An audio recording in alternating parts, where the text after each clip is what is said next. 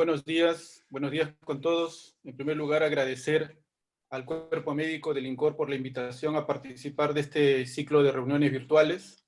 Se me ha encomendado hacer una revisión sobre el manejo del síndrome coronario agudo en el contexto del COVID. Me referiré en esta primera parte inicial a lo que se ha conocido como injuria cardíaca, en donde el síndrome coronario agudo es una parte, es una de las manifestaciones de la miocárdica, y finalmente cuál es la necesidad de desarrollar un protocolo en nuestra institución.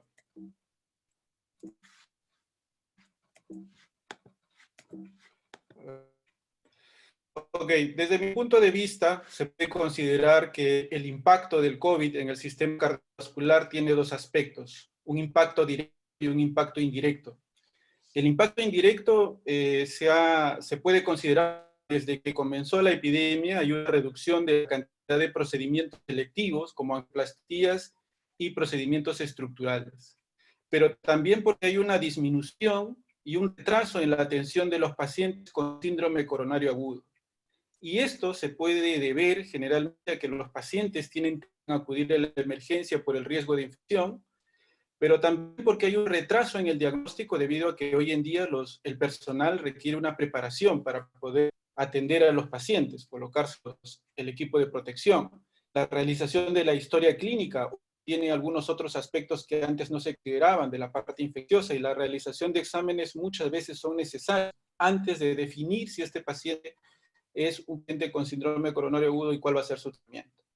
Lo cierto es que estos aspectos tienen implicancias en un aumento de la mortalidad, muy probablemente relacionado con un aumento de muerte súbita por taquicardia ventricular o fibrilación ventricular, un aumento en la falla cardíaca y el shock cardiogénico en complicaciones críticas.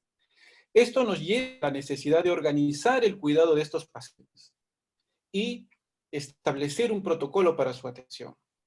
Más aún teniendo en cuenta que estamos próximos a comenzar la temporada de invierno, en donde las infecciones virales aumentan la incidencia de infarto ST elevado. Pero otra de las implicancias del COVID-19 en el sistema cardiovascular es un impacto directo, porque porque muchos pacientes con COVID-19 desarrollan injuria cardiovascular, injuria cardíaca, también llamado un síndrome cardiovascular agudo. Y está demostrado que esta complicación del COVID tiene un aumento en la mortalidad. La injuria cardiovascular o el síndrome cardiovascular agudo asociado al COVID tiene una serie de manifestaciones clínicas, dentro de ellas tromboembólicas, derrame pericárdico, taponamiento cardíaco, falla cardíaca, desarrollo de shock cardiogénico, arritmias ventriculares como taquicardia o fibrilación ventricular, injuria miocárdica sin enfermedad coronaria obstructiva, cuadros y el desarrollo de síndrome coronario agudo por enfermedad coronaria, que puede ser elevado o no elevado. Este es un reporte sobre el impacto del COVID-19 en los resultados de infarto de miocardio en Hong Kong. Podemos ver el cuadro de la izquierda, en el grupo en celeste, el grupo 1, son pacientes atendidos antes de la epidemia, y el retraso o el tiempo de atención entre el inicio de los síntomas y el primer control fue 82 minutos. Comparado luego con los pacientes atendidos durante la epidemia, el aumento en el tiempo es evidente, 318 minutos. En barras, podemos ver en barras en celestes, antes de la epidemia, la mayoría de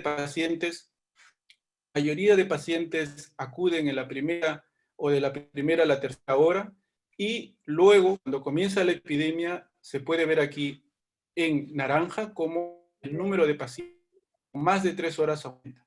Lo cierto es que el retraso luego aumentan las complicaciones, y si se analizan de manera combinada la presencia de shock cardiogénico, necesidad de soporte circulatorio mecánico, muerte hospitalaria, los pacientes del grupo 2, es decir, atendidos durante la epidemia, mayor grado de complicaciones en relación a los atendidos antes. Este es un reporte del norte de Italia, en donde lo que quiero mostrar es cómo hay una disminución en la admisión de pacientes con coronario agudo. La parte resaltada del cuadro vemos aquí, en el periodo de estudio del 20 de febrero al 31 de marzo, es decir, durante la epidemia, el número de admisiones es en torno de 13, mientras que en una temporada de control antes era 18 y un año antes también 19. Entonces hay una reducción en el número de admisiones por síndrome coronario. Y como mencioné, probablemente porque el paciente tiene temor a acudir a las emergencias están saturadas, hay una disminución en el diagnóstico y en el tratamiento de estos pacientes, también se ha planteado una menor polución o menor actividad física como desencadenante del síndrome coronario agudo. El impacto de la pandemia también se ha registrado sobre la actividad asistencial, los servicios de cardiología intervencionista, es un reporte de la Sociedad Española de Cardiología, en donde hay una disminución, podemos ver en gris, pacientes atendidos durante la epidemia, en verde antes de la epidemia, y lo que quería llamar es la atención de los pacientes por infarto ST elevado, una reducción en torno de 40% en la atención de pacientes con ST elevado. Eso es lo que podríamos llamar un impacto indirecto del COVID sobre el sistema cardiovascular que tiene implicancias en el aumento de la mortalidad. Pero también había mencionado el impacto directo, y el impacto directo está relacionado con el desarrollo de este síndrome cardiovascular agudo o injuria cardíaca, que como vemos aquí tiene una serie de manifestaciones clínicas que van del trombo pulmonar, el pericárdico, la falla cardíaca, la presencia de arritmias, el desarrollo de injuria miocárdica sin enfermedad coronaria y el desarrollo de síndromes coronarios agudos por enfermedad coronaria con oclusión, verdadera formación de trombos en las arterias del corazón. Esta complicación, esta manifestación cardíaca del COVID, que es la injuria cardíaca, está totalmente demostrado que tiene una relación con aumento de la mortalidad. Vemos aquí cómo la injuria cardíaca, definida como una elevación de la troponina I de alta sensibilidad, más cualquier alteración en el electrocardiograma o emografía transtorácica, se produce en esta serie de pacientes en torno del 20%. Y cómo aquellos que desarrollan injuria cardíaca desde la admisión, durante el ingreso, tienen una menor supervivencia. Si se hace un análisis multivariado, serie de características de esta población, vemos cómo el grupo de pacientes que desarrollan injuria cardíaca tienen mayor riesgo de mortalidad durante la hospitalización, así como los que desarrollan síndrome de distrés respiratorio del adulto. Esto también tiene correlación con la elevación enzimática de troponina, es decir, a mayor nivel de aumento de troponinas, mayor mortalidad en este grupo de pacientes. Varios de estos estudios han sido publicados, es por eso que ya se ha desarrollado un metaanálisis considerando los estudios que han documentado la injuria miocárdica y se ha visto cómo los pacientes que tienen injuria miocárdica tienen mayor mortalidad, como se puede ver en este cuadro. Incluso se ha establecido que el desarrollo de injuria miocárdica eleva el riesgo relativo de mortalidad en 8 veces. No solamente es mortalidad, sino también los pacientes que hacen injuria miocárdica pueden tener mayor necesidad de UCI, de cuidados en UCI, o el desarrollo de COVID de una forma de... Toda esta situación nos va a enfrentar a casos como este, ¿no? Este es un paciente de 69 años, dislipidémica, que llega a la emergencia con 3 horas de evolución, tiene una prueba rápida negativa, aparentemente sin síntomas. Podemos ver en el electro una elevación del ST desde B1 hasta B5. En la coronariografía se ve una oclusión de la descendente anterior proximal, se procede a la angioplastía y se ve una recuperación del flujo en la descendente anterior. Sin embargo, 3 horas después, esta paciente empieza a presentar desaturación, 80%, con marca de reservorio, presenta 92, se hace la placa, se ve que hay un infiltrado en el tercio medio y tercio inferior de mi tórax izquierdo, y la tomografía con estas características, como vemos, vidrio esmerilado en ambos campos pulmonares, con un cierto grado de condensación subpleural bilateral, plantea una alta posibilidad que este paciente, a pesar de tener una prueba rápida negativa, tenga infección COVID. Este es otro paciente varón, hospitalizado ya por COVID-19, que tenía incluso troponina positiva, que tenía signos de isquemia de miembros inferiores, estaba en ventilación mecánica, estaba en diálisis, tenía de un electrocardiograma con fibrilación auricular de pronto, desarrolla elevación del ST de manera transitoria en cara inferior y revierte con la mejora, con el control de la frecuencia cardíaca. Entonces, la causa de este síndrome cardiovascular, de esta injuria miocárdica, la es multifactorial. Probablemente hay una suma de varios factores, un aumento en la demanda metabólica por la inflamación, de la reserva cardíaca, porque es más frecuente en pacientes que tienen factores de riesgo para enfermedad cardiovascular o pacientes que ya tienen enfermedad cardiovascular establecida, y también porque se plantea que tal vez exista un daño directo viral y el mayor riesgo de desarrollar trombogénesis en los pacientes con COVID. Esto es para explicar el mecanismo por el que ingresa COVID a la célula, a los neumocitos, los receptores de K2 presentes en los neumocitos, en los cardiomiocitos, en los pericitos, en el endotelio arterial venoso y en los enterocitos. Y a través de este receptor es que el virus ingresa y se replica en estas células y aumenta de manera intensa, ¿no? Aquí es un poco para explicar los efectos de la infección. Pensemos por este lado, como el virus ingresa a la célula, se plantea que hay una acción directa del virus sobre el miocardio, probablemente algunos de estos pacientes desarrollan una miocarditis fulminante, eso lleva a una serie de elevación de marcadores de troponina, de LDH, de ProBNP, la inflamación pulmonar hace que las células T produzcan una serie de citoquinas, que es conocido hoy en día como la tormenta de citoquinas. Hay una serie de citoquinas que han sido dosadas, cuantificadas en relación a este cuadro. Pues además, adicionalmente, el compromiso de las células endoteliales y de los pericitos lleva a una disfunción microvascular, también una disfunción macrovascular. En muchos casos, estas citoquinas inestabilizan la placa del paciente que ya tiene una enfermedad cardiovascular establecida y llevan al desarrollo de síndrome coronario agudo, que se suma a la falla cardíaca y al desarrollo de arritmias como complicaciones de este cuadro.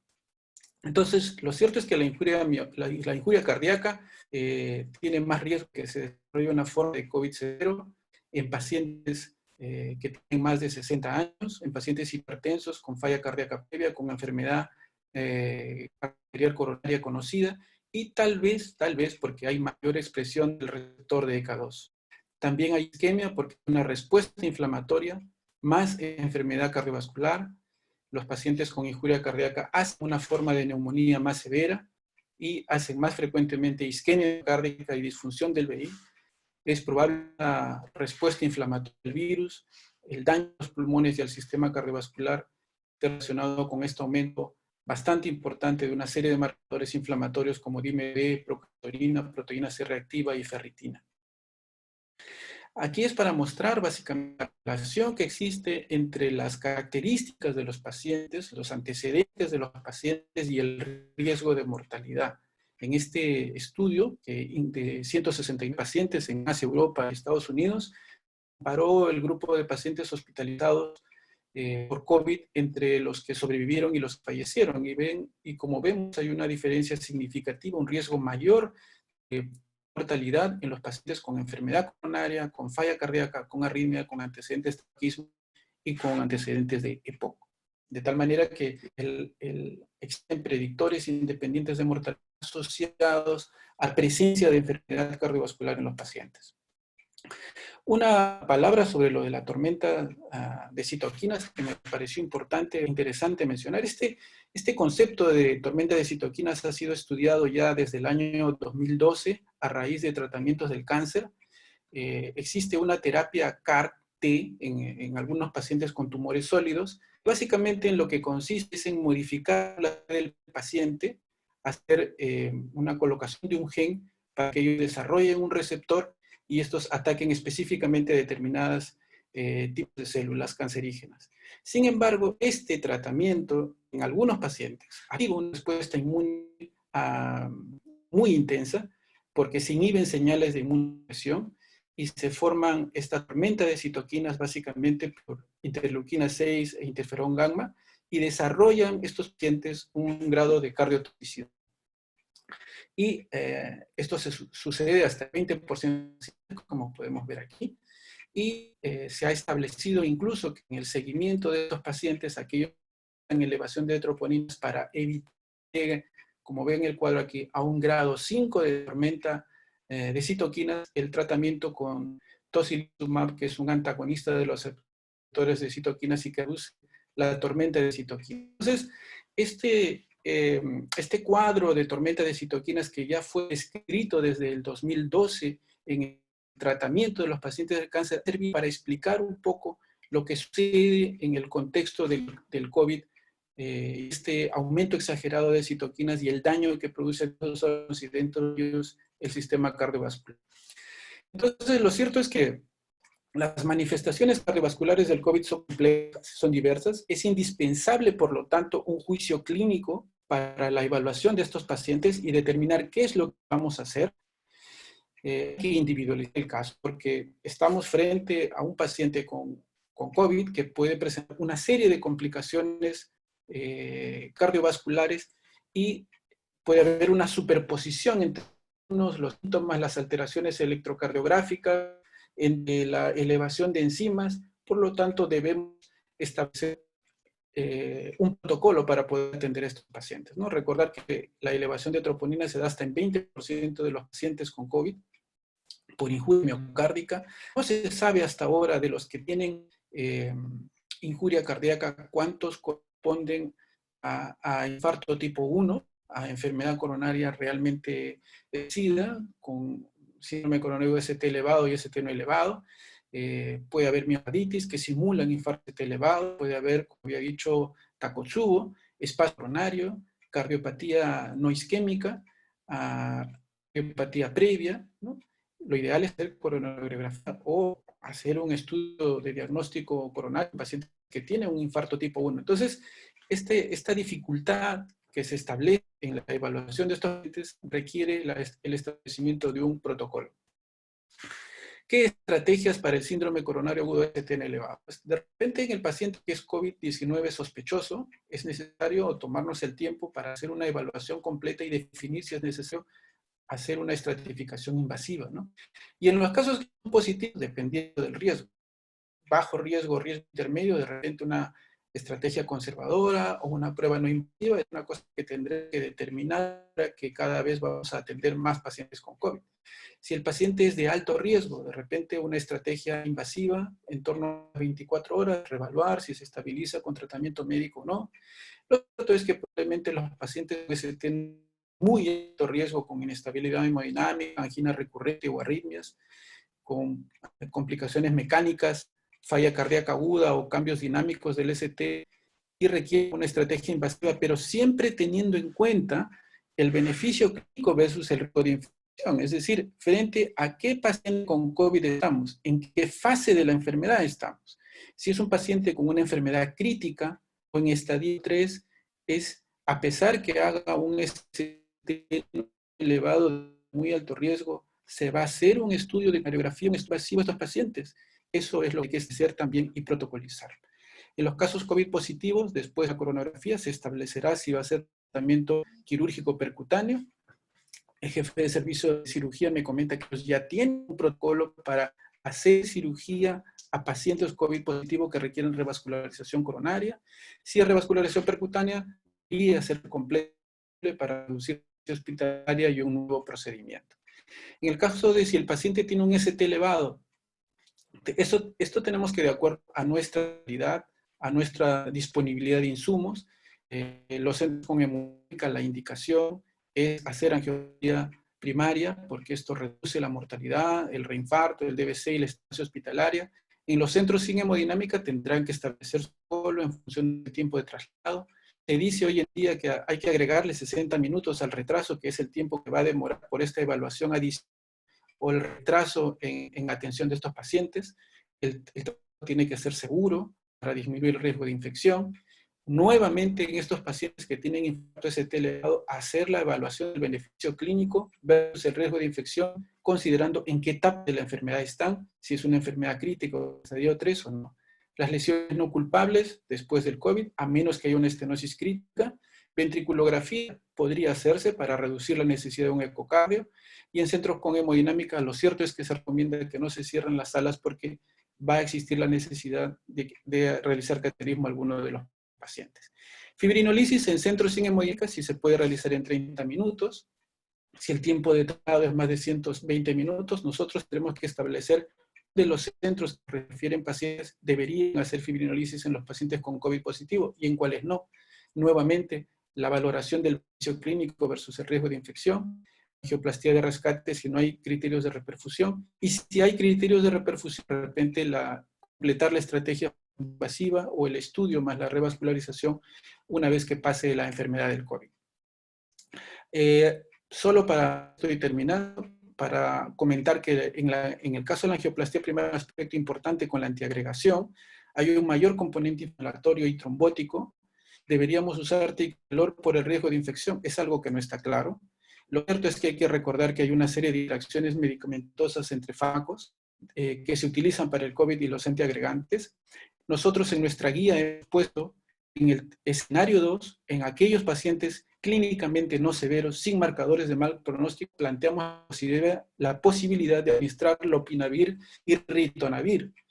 Sin embargo, este medicamento tiene una interacción muy importante con los antiagregantes, ¿no?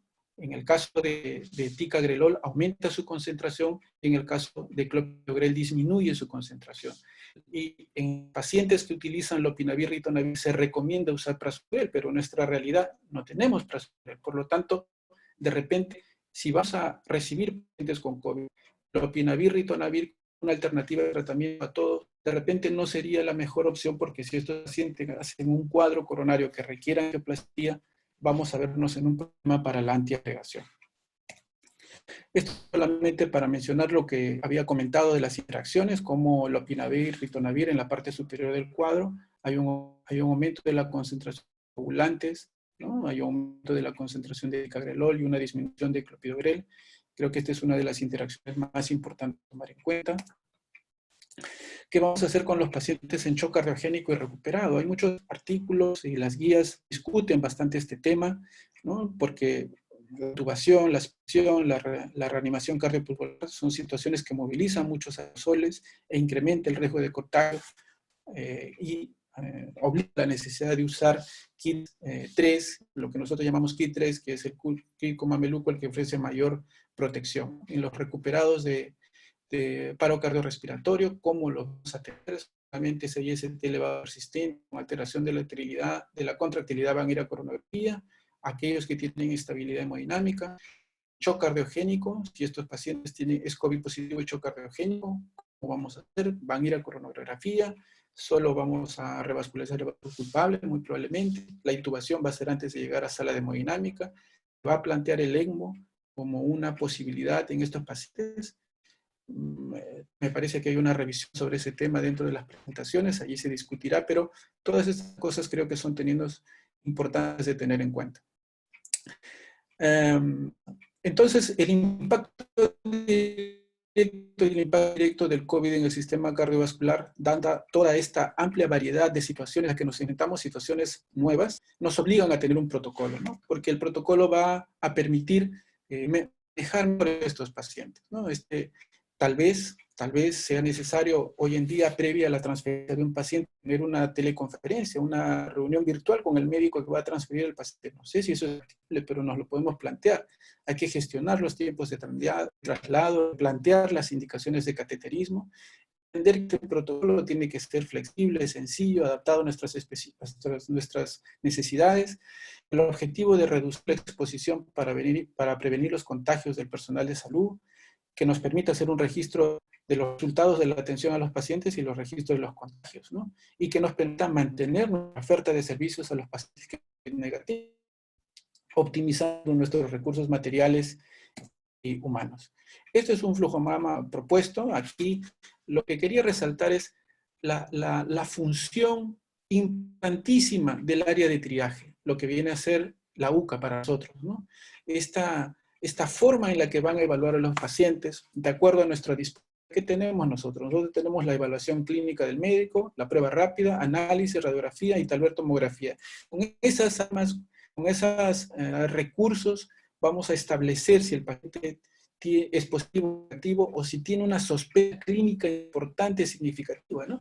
Si el paciente es positivo, lo siguiente que vamos a discutir es si está en una etapa crítica de la enfermedad, si está en estadio 3, porque si es así, de repente no es necesario pasar a la hemodinámica y por el riesgo, por la falta de beneficio que este paciente tiene someterlo a ese tipo de tratamiento. Y si es negativo, si la evidencia clínica sigue siendo negativa, pues pasará a una de las salas de hemodinámica no COVID y luego a la corta estancia que ahora es la UCI para pacientes no COVID, ¿no? Y si hay alguna duda, es en el caso de un paciente con ST elevado o de muy alto riesgo, una fibrinolisis fallida, si existe alguna duda, luego se puede hacer una tomografía para poder aclarar mejor la situación clínica del paciente. Y en el caso de bajo riesgo, de un ST elevado, ST no elevado de bajo riesgo de riesgo medio, fundamental la evaluación previa, el área de triaje, el médico a cargo va a llevar para determinar si el paciente es positivo o negativo, sospecha clínica o no.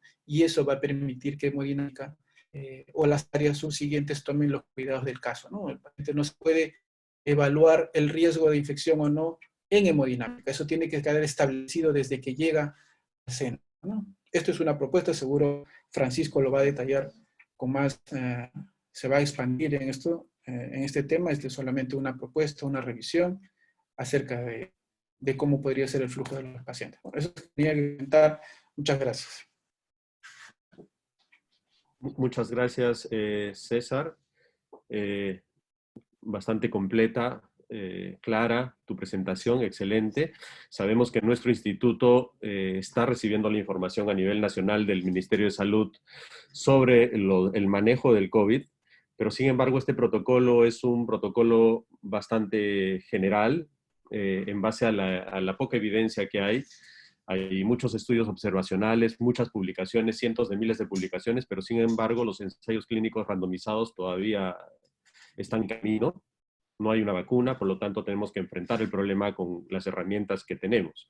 Sin embargo, corresponde al instituto tener un manejo ya más específico del síndrome coronario agudo, para lo cual un grupo de médicos han tenido la iniciativa de elaborar un protocolo de manejo del síndrome coronario agudo que va a complementar todo lo que el doctor César Conde nos ha dicho. En ese sentido, quiero darle pase al doctor Francisco Chávez, jefe de residentes de cardiología, que nos va a presentar el manejo del síndrome coronario agudo COVID en pacientes con COVID-19. A ver, Francisco, adelante.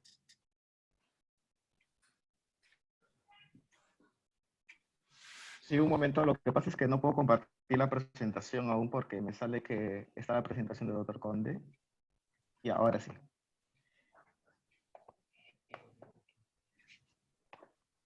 Bien, buenos días. Muchas gracias por la invitación a esta exposición del cuerpo médico.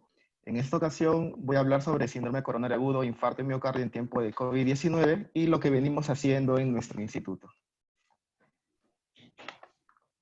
Bien, a modo de introducción, bueno, simplemente recordar que la enfermedad por COVID-19 incluye varias presentaciones clínicas. No solamente la afectación es predominantemente pulmonar, sino también existe un gran porcentaje de implicancia cardiovascular en la infección por COVID-19. Es así que el infarto de miocardio, al asociarse a la infección por COVID-19, como bien lo dijo el doctor Conde, presenta una elevada mortalidad si es que esta asociación está presente. Por otro lado, la intervención coronaria percutánea, el cateterismo cardíaco, sabemos que es el tratamiento de elección en pacientes con infarto de miocardio, pero en el contexto de no COVID. Entonces, vemos que, por ejemplo, en esta serie de China, de 138 pacientes hospitalizados por infección por COVID-19, tenemos hasta un 32% de prevalencia de desarrollo, por ejemplo, de arritmias cardíacas y un 14% de prevalencia en la ocurrencia de injuria cardíaca, ¿no?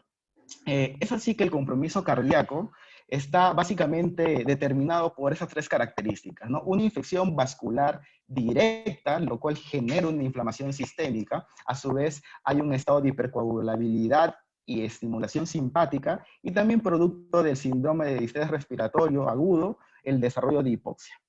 Estas características en todo el amplio espectro de afectación cardiovascular por infección por COVID está relacionado a ruptura de placa, al aumento de la inflamación vascular celular, al aumento de la demanda de oxígeno, lo cual incrementa el riesgo de desarrollo de infarto de miocardio. Como vemos, cada uno de estos mecanismos está asociado a su vez a otro mecanismo que en general la conjunción de ellos aumentan el riesgo de infarto de miocardio. Muy bien, si bien el desarrollo o ya la venida de la era COVID a partir de los últimos 4 o 5 meses, vemos que ha empezado a saturar los servicios de emergencia, con lo cual no solamente ya teníamos en las emergencias generales pacientes por patología no COVID, sino que poco a poco esta patología no COVID ha sido desplazada por el aumento masivo de los pacientes con infección por coronavirus. Y la patología cardiovascular no ha estado exenta de ella.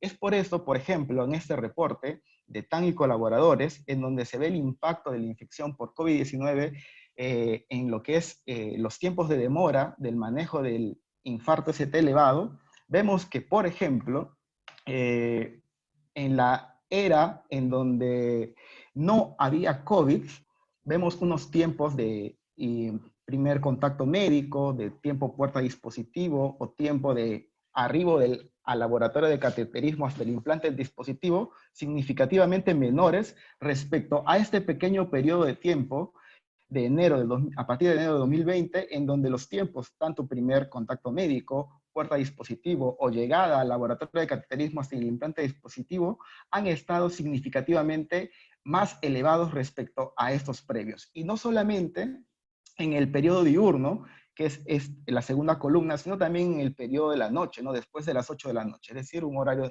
no oficina categorizado para este estudio. Por otro lado, por ejemplo, es un reporte de la Sociedad Española en donde vemos que hay una comparación de 2 periodos de tiempo, ¿no? Del 24 de febrero al 1 de marzo en las columnas turquesas y del 16 al 22 de marzo en las columnas grises, en donde vemos que la ocurrencia de la actividad, de cateterismo cardíaco en infarto de miocardio ST elevado, ha habido una marcada disminución en todos esos registros hospitalarios españoles. Y esto también es contrastado, por ejemplo, en la parte americana, ¿no? En donde vemos que a partir de enero hay una caída de lo que es la ocurrencia de infarto de miocardio ST elevado. Ahora, teorías para poder explicar esta disminución de la ocurrencia de infarto hay varias. Entre ellas, por ejemplo, que las personas están en sus respectivas casas con menor actividad física, lo cual podría ser un desencadenante de infarto de miocardio, ¿no? Entonces están en mayor reposo, quizá están con mayor familiares, los cuales tienen mayor cuidado del cumplimiento de su medicación. Pero por otro lado también se plantea el miedo, ¿no? El miedo del paciente de poder acudir a un servicio de emergencia ante la presencia de un dolor torácico por el temor de contraer la infección por COVID. Y esto puede tener implicancias en un corto plazo, puesto que quizá en unos meses podamos ver ya no pacientes con infartos agudos, sino ya complicaciones derivadas de esto, como por ejemplo complicaciones mecánicas, anginas refractarias, fallas cardíacas de etiología isquémica, que quizá en este momento se están enmascarando. Pues bien, entonces, dentro del manejo del infarto ST elevado en este contexto del COVID, debemos tener 2 premisas, ¿no? Que el paciente primero debe acudir al centro de salud más cercano para tratar de disminuir el tiempo de primer contacto médico y, por otro lado, aplicar el principio de máxima protección, puesto que, como sabemos, la infección por COVID-19 es altamente contagiosa y todo el personal asistencial está en el riesgo de poder contraerla. Sin embargo, vamos a ver qué evidencia tenemos respecto al manejo alrededor del mundo en infarto ST elevado y en el no elevado. Entonces, empecemos por el ST elevado. Bien, se plantean 2 preguntas. Primero, ahora que tenemos el contexto del COVID, ¿deberíamos tener un uso más liberal de la terapia fibrinolítica en estos pacientes? Y por otro lado, la infección por COVID con compromiso severo vuelve a mi paciente menos candidato para una terapia de reperfusión. Entonces veamos qué es lo que se está haciendo alrededor del mundo. Por ejemplo, en este reporte español de Romaguer y colaboradores, si bien ellos plantean el beneficio del intervencionismo coronario percutáneo, debido sobre todo a que este disminuye la mortalidad y el reinfarto, reduce las complicaciones mecánicas y también reduce la estancia hospitalaria y la congestión del sistema sanitario, pudiendo tener una alta pronta en el paciente, tiene algunas desventajas, ¿no? Por ejemplo, la demora en el traslado, aumento del riesgo de contagio y la logística adecuada para el traslado. Recordemos que cada país tiene un sistema de salud diferente, lo cual hace que debamos interpretar los protocolos que se manejan en cada realidad de acuerdo a su sistema de salud y no extrapolarlos de todos a nuestra realidad. Por ejemplo, ellos plantean que la terapia de reperfusión de elección debe ser el intervencionismo coronario percutáneo. Si es que ese no se puede realizar, recién poder pensar en una terapia fibrinolítica en los pacientes con infarto ST elevado menor de 12 horas. En quienes yo debería plantear, por ejemplo, mi terapia fibrinolítica como prioritaria antes del PCI, en los pacientes en los que, por ejemplo, el tiempo al PCI sea mayor de 120 minutos, en los cuales también tengan infección por COVID positiva y que tengan una mala situación clínica, o que el paciente sea COVID positivo, tenga un bajo riesgo hemorrágico y el tiempo de inicio de dolor torácico sea menor a 3 horas. Pero en general, la terapia de reperfusión de elección es el intervencionismo coronario percutáneo. Por otro lado, yo debería evaluar a los pacientes, los latecomer, ¿no? Los pacientes después de las 12 horas, pero antes de las 24 horas de inicio de dolor, si es que ellos presentan síntomas de isquemia persistente. Y esto significa persistencia del dolor torácico, mantención del ST elevado, inestabilidad hemodinámica o arritmias ventriculares, tanto taquiarritmias como bloqueos AV persistentes. Si es que presentan estos signos de isquemia persistente después de las 12 horas, yo debería plantear intervencionismo coronario percutáneo. Sin embargo, si es que no presentase ninguna de estas complicaciones de isquemia persistente, el manejo sugerido es abordaje médico. Bien, en otra realidad, en Sichuan, por ejemplo, vemos que ellos plantean una terapia de fibrinolítica de elección y realizar intervencionismo coronario percutáneo cuando haya contraindicación para trombolisis o sea un infarto complicado e inestable, pero siempre tomando el punto de corte de un inicio de dolor torácico menor a 12 horas.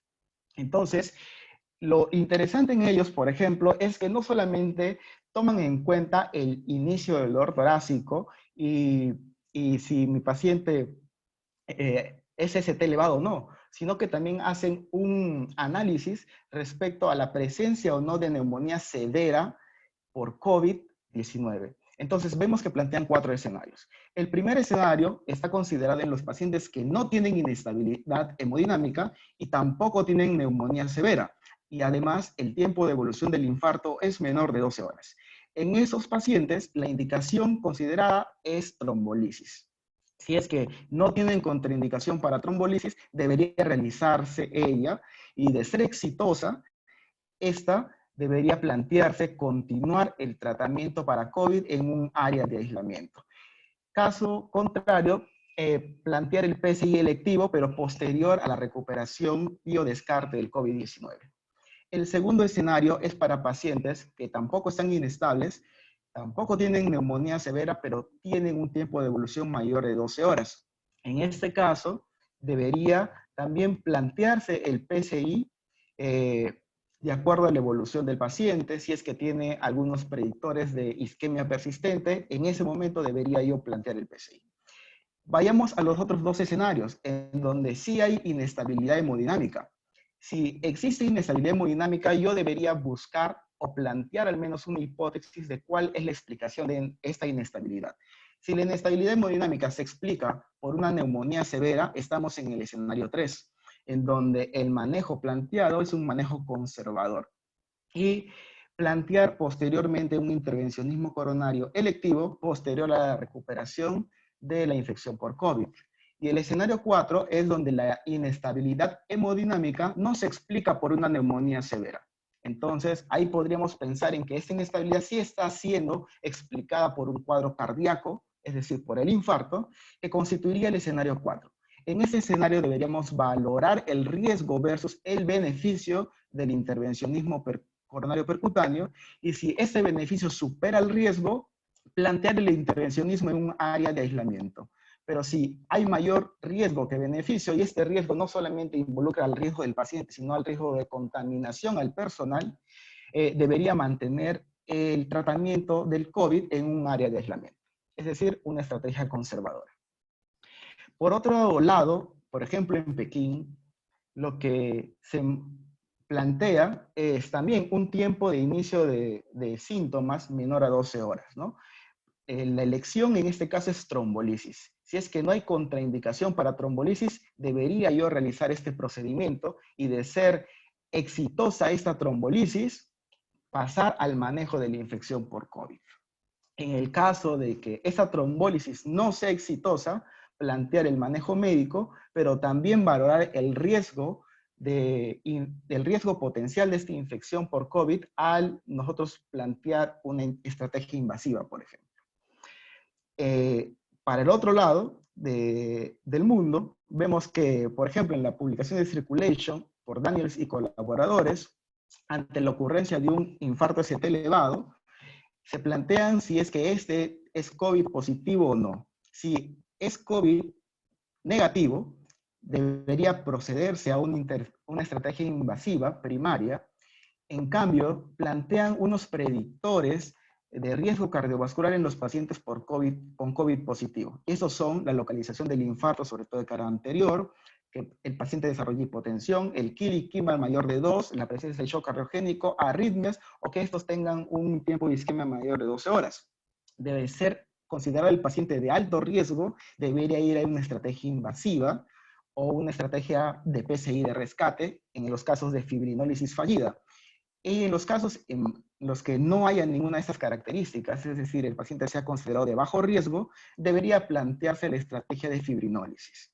Si esta es exitosa, el manejo debería seguir siendo de forma conservadora en un área de aislamiento, y cuando esta es fallida, plantear también el intervencionismo coronario como estrategia. Bien, la Sociedad Europea de Cardiología recientemente ha sacado un consenso para el manejo de infarto ST elevado, y vemos que ellos, como sabemos, en Europa hay una red de infarto muy fuerte, cosa que, por ejemplo, es nuestra debilidad, y tenemos no solamente un hospital con laboratorio de cateterismo cardíaco que opera 24/7, sino muchos.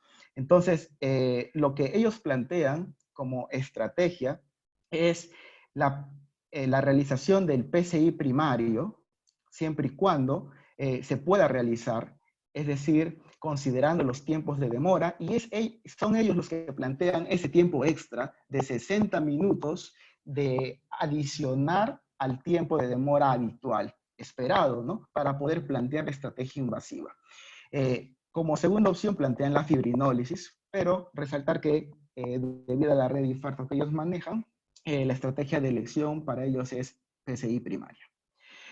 Una realidad más cercana, por ejemplo, en la Sociedad Colombiana de Cardiología, ellos plantean que si el paciente está estable y no tiene síntomas de más de 12 horas y tampoco tiene neumonía severa, la estrategia de elección debería ser fibrinólisis, ¿no? Siempre y cuando no tenga contraindicación para fibrinólisis.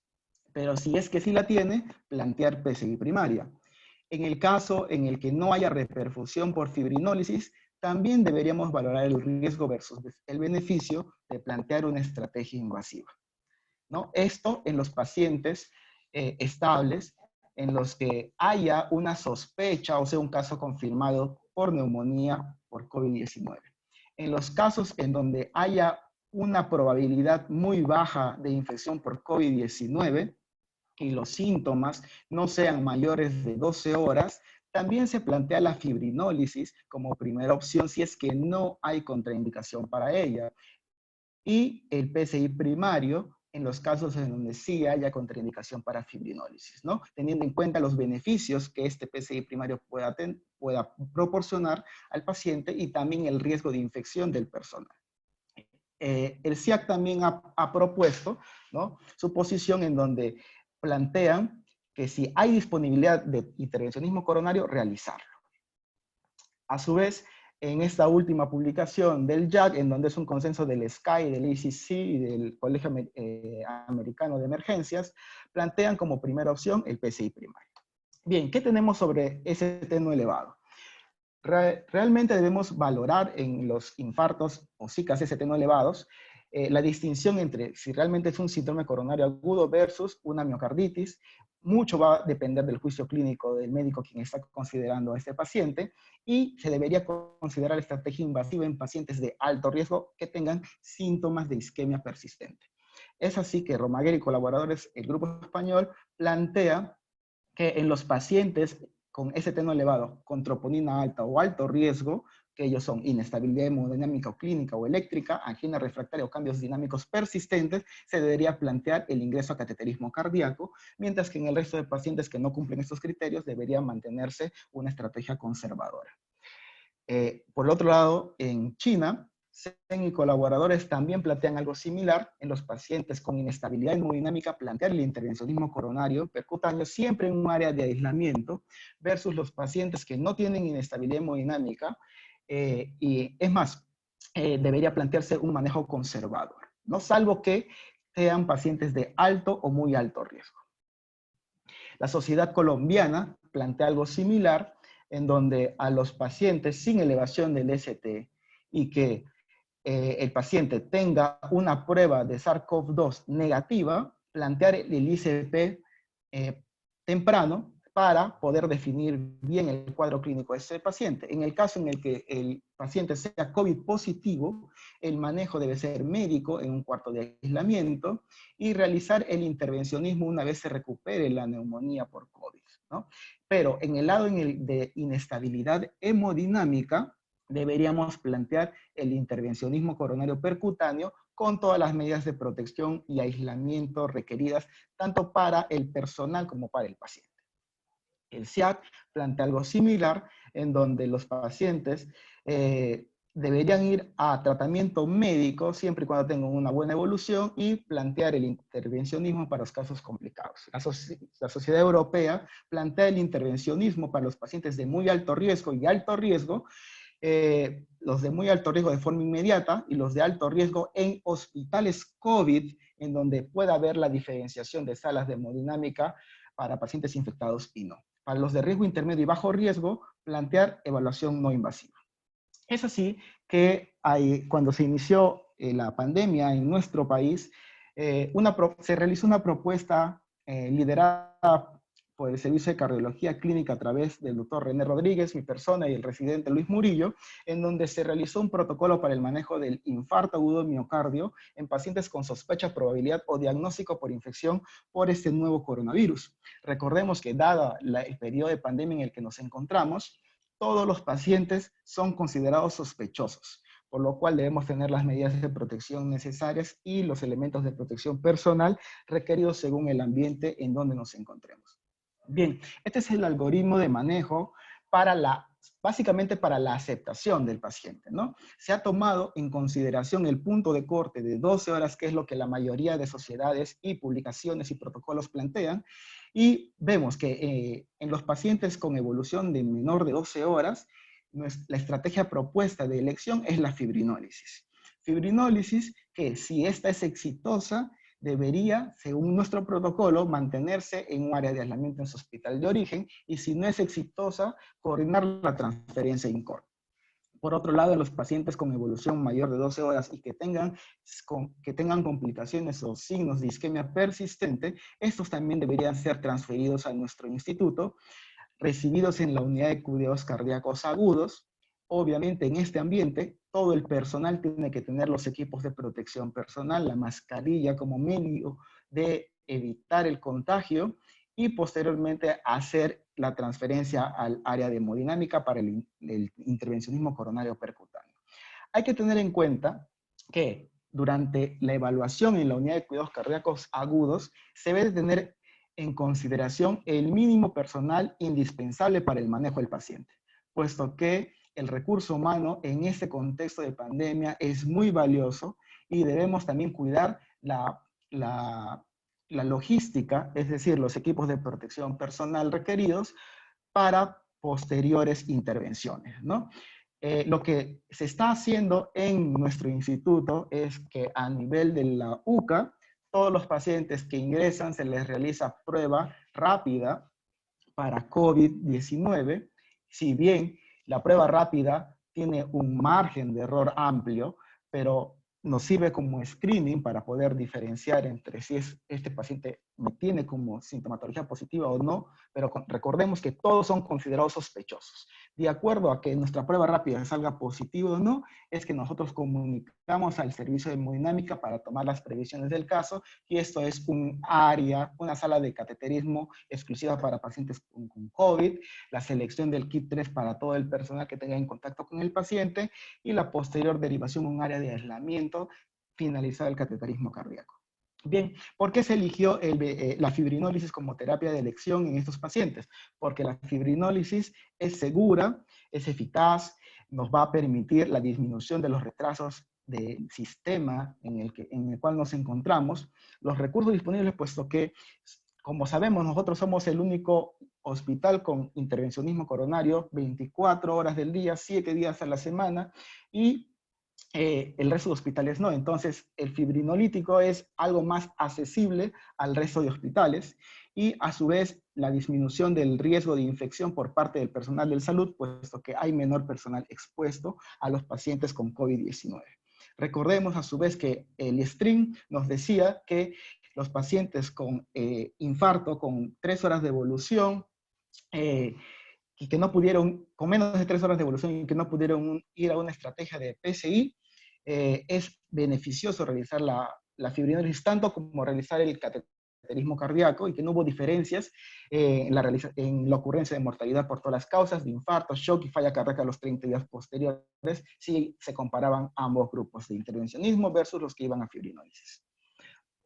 A su vez, Daniels, en esta revisión de Circulation, nos plantea que el beneficio de el cateterismo cardíaco se da siempre y cuando el tiempo porta-balón sea menor de 1 hora, o en caso de la fibrinólisis, el tiempo porta-aguja sea menor de 30 minutos, ¿no? Entonces, aquí resaltar que nuestro sistema de salud, si bien nosotros sabemos que todos los hospitales generales están con áreas en constante crecimiento para pacientes por COVID, recordemos que el hecho solamente de que llegue un paciente con infarto a un hospital que atiende gran cantidad de pacientes con COVID, genera un retraso en su atención.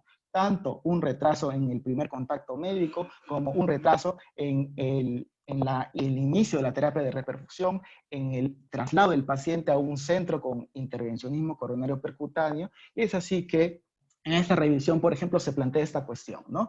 Si la reperfusión temprana puede ser más importante que el modo, ¿no? Es decir, hay que reperfundir al paciente, no importa el modo, si es fibrinólisis o PCI, pero hay que reperfundirlo. Entonces, ahí estaría el beneficio real de abordar a los pacientes con ST elevado. Recordemos que la fibrinólisis va a disminuir el riesgo de infección, va a optimizar los recursos disponibles en nuestro sistema, y a su vez, al nosotros recibir a un paciente en nuestra institución y tomar en consideración que debe entrar a un cateterismo cardíaco, existe un protocolo de cómo poder portar el equipo de protección personal para poder realizar este cateterismo cardíaco, ¿no? Porque no solamente se expone el que recibe al paciente en la UCA, sino también el que realiza el procedimiento.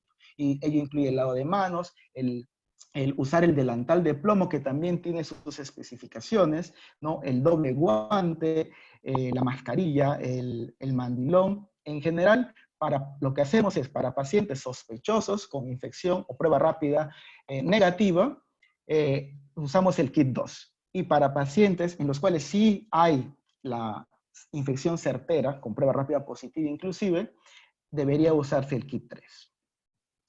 Bien. Hasta ahí mi exposición. Muchas gracias.